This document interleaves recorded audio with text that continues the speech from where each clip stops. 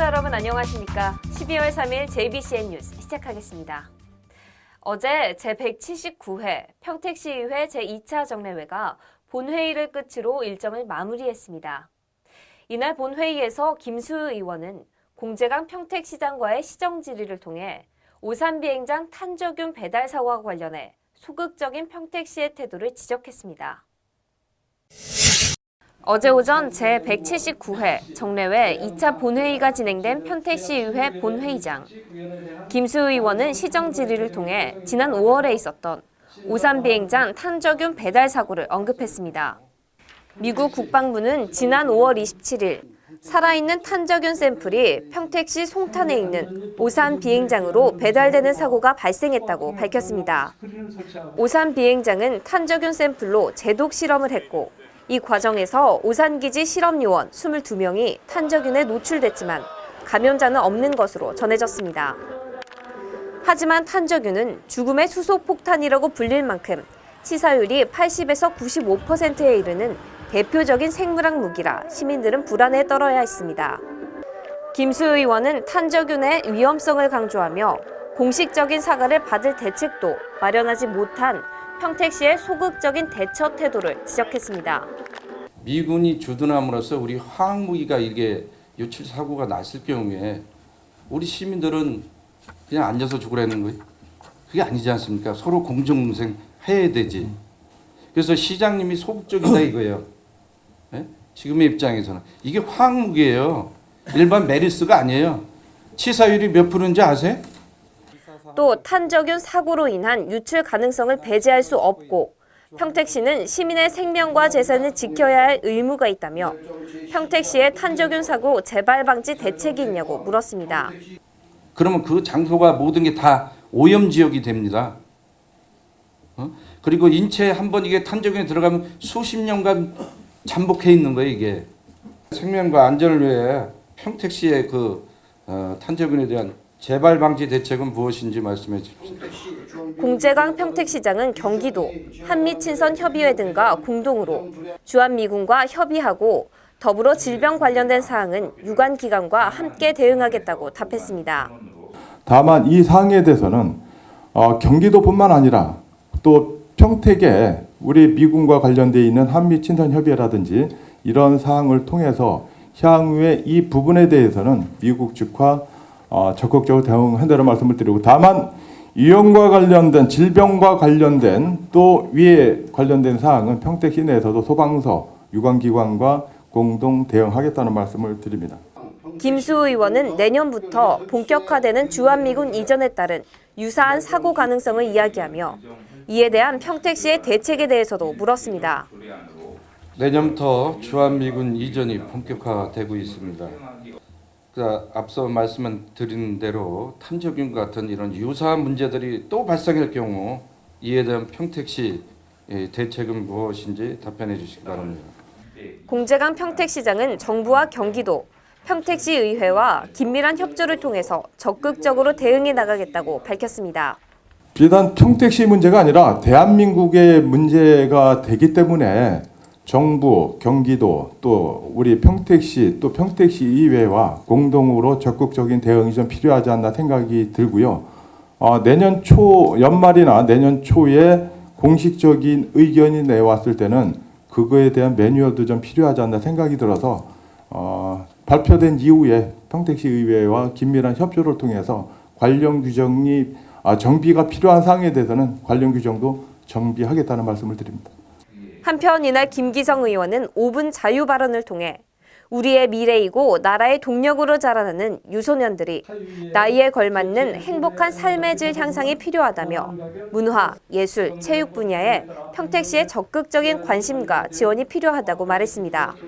유소년들의 문화, 예술, 체육에 대한 평택시의 적극적인 관심과 전폭적인 지원이 필요합니다. 문화, 예술, 체육 등의 놀이와 운동 능력의 활성화는 물론 단체 활동에서 협동심 고취와 무한한 인격 형성의 두뇌 발달과 신체적 습관은 물론 아이들이 인격적으로 성장할 수 있는 토대를 만드는 자아 개념이 형성되는 중요한 시기인 만큼 유소년 시기를 일실하지 않는 것이 무엇보다 중요하기 때문입니다.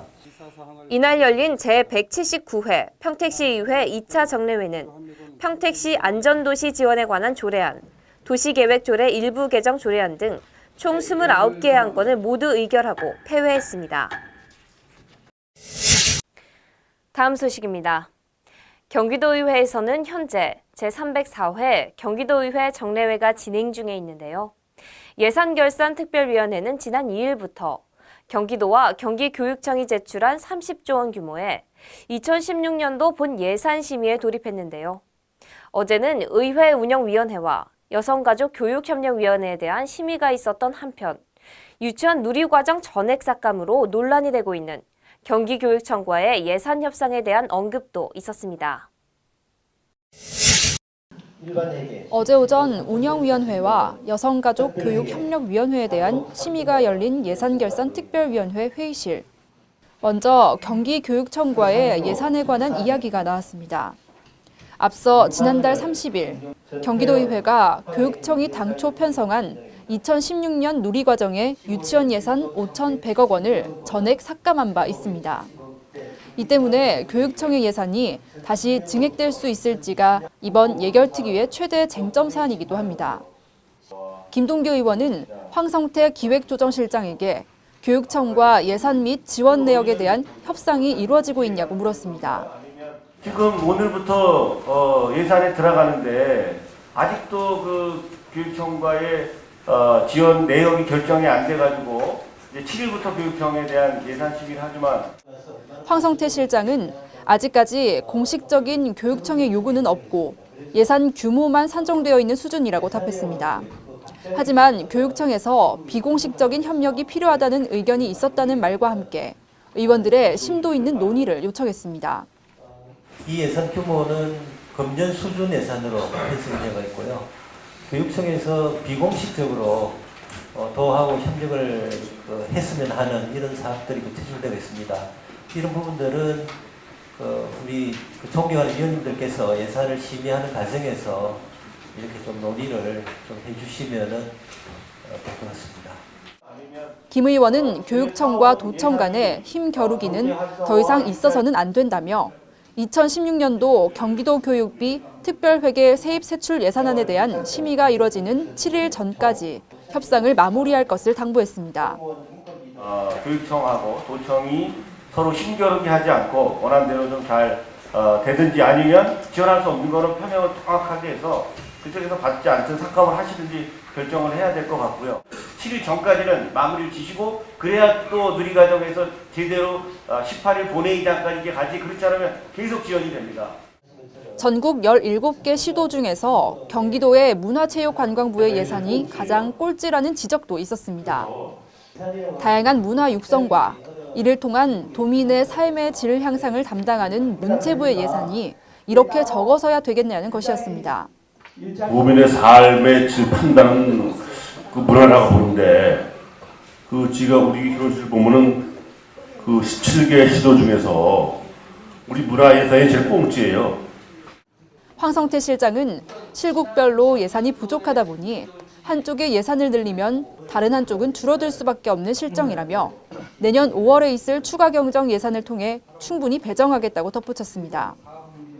예산이라고 하는 것이 갑자기 어느 실국이 부족하다고 해서 갑자기 이렇게 비율을 많이 올리게 되면은 또 다른 실국에서는 그만큼 예산을 줄여야 되는 이런 문제가 있기 때문에 내년 5월달에 추경 편성할 때 문체 관광 쪽에 예산도 제가 좀 면밀히 들어보고 필요한 예산들이 충분히 배정이 될 수 있도록 그렇게 노력을 하겠습니다. 한편 박근철 의원은 내년부터 개정되는 지방재정법에 따라 작성해야 하는 성과 계획서에 대해 문제 삼았습니다. 각 부서 담당을 통해 작성되다 보니 자료의 내용에 있어서 수치가 맞지 않는 등 부실하다는 지적이었습니다. 이 책자를 보는 이유는 이 사업이 잘 되고 있고 앞으로 이 사업을 통해서 예산이 더 올라가고 증가된다는 모습을 이거 낸 거잖아요, 이 책자. 그죠? 각 부서별로 일을 제대로 하고 있는지 그리고 이 예산이 제대로 올라가고 있는지 이게 명확하게 좀 짚고 넘어가 주시기 바랍니다. 이호경 의원 또한 경기도 예산 편성 세부 지침 내용을 따르지 않은 문화체육관광부에 대해서 명확한 자료가 명시되어 있지 않다는 점에 대해 문제를 제기하기도 했습니다. 공기간 대응 사업들을 해라라고 얘기했는데 문체국의 그 공기관 대행 사업비로 하지 않았고요. 예를 들어서 그 보조금 통익이 있기 때문이라고 한다면 통익이 얼마고 예를 들어 수조금 전체 규모가 얼마인데 어떻게 해서 이게 이렇게 됐는지에 대한 명확한 자료를 저희가 받지 못하면 이게 알 수가 없거든요. 경기도의회 예결특위는 이날 심의를 시작으로 오는 14일까지 진행될 예정입니다. JBCN 뉴스 김윤입니다. 다음은 간추린 소식입니다. 경기 평택경찰서는 음주운전 의심 차량을 뒤따라가 고의로 교통사고를 내 보험금 등 수천만 원을 챙긴 사기 혐의로 장 모 씨를 구속했다고 2일 밝혔습니다. 장 씨는 지난 4월 11일 오전 3시쯤 경기도 평택의 한 도로에서 여성 운전자인 A 씨의 차량을 500m 정도 뒤따라가 렌트한 차량으로 일부러 들이받는 등 2010년 9월부터 올해 4월까지 9차례에 걸쳐 고의 교통사고를 내 합의금과 보험금 등 3,100여만 원을 받아 챙긴 혐의를 받고 있습니다. 장 씨는 주로 평택과 천안 일대 유흥지점에서 음주운전으로 의심되는 차량을 범행 대상으로 삼아 본인 차량이나 렌터카를 이용해 교통사고를 낸 것으로 경찰 조사 결과 드러났습니다. 장 씨는 생활비 때문에 이 같은 범행을 저질렀다고 경찰에 진술한 것으로 알려졌습니다. 남경필 경기도지사가 쌀 소비 촉진과 기부 문화 확산을 위한 사랑의 쌀 기부 릴레이에 동참했습니다. 남 지사는 어제 오전 도청 집무실에서 사단법인 국민성공시대 주관으로 진행된 사랑의 쌀 기부 릴레이 행사에서 쌀 200kg을 나눔 운동본부에 기부했습니다. 사랑의 쌀 기부 릴레이는 기부 문화 확산을 널리 알리고자 시작됐으며 이날 남 지사는 이 행사가 농업인들에게 조금이나마 위로가 되고 전국적으로 확산되길 바란다고 전했습니다. 화성시는 지난 1일 라비돌 리조트에서 제3회 시민 건강 한마당 경연대회를 개최했습니다.